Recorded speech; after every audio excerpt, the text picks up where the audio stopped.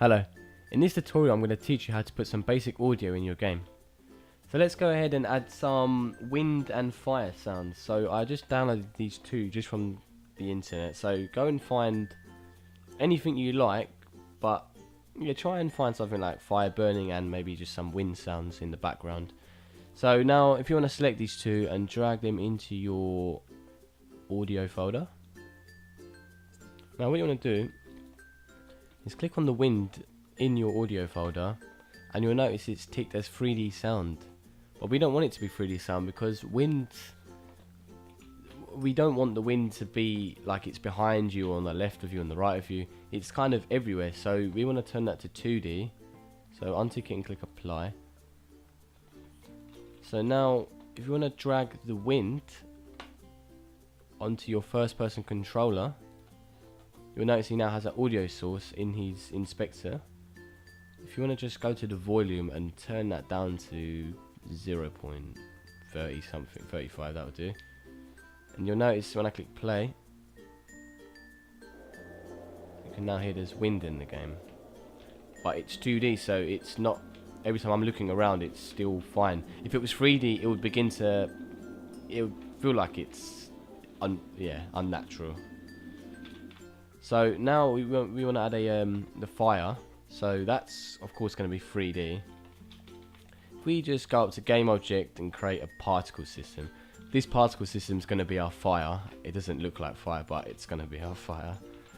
And now we're going to drag the fire burn onto the particle system in the hierarchy. And now go onto the particle system, and in the inspector, if you scroll down, there's the audio source. So everything here is fine.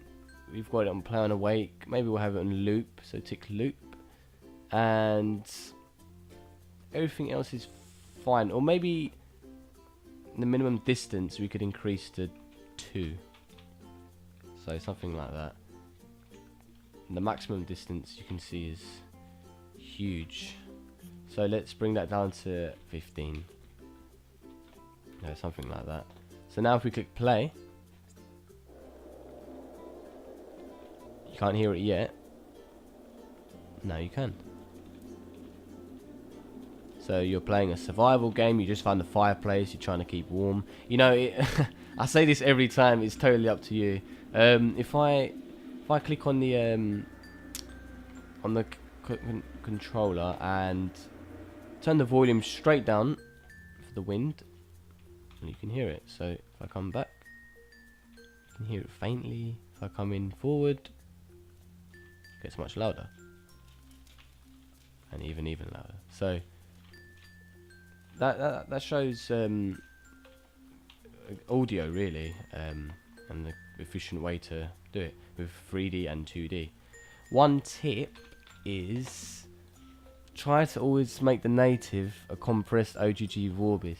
It does get rid of a lot of bugs in the game, such as if you've got lots of sounds, when you have it compressed, it allows, it seems like it allows more to play. And judging on my research, yeah, you can use more sounds with the compressed audio format.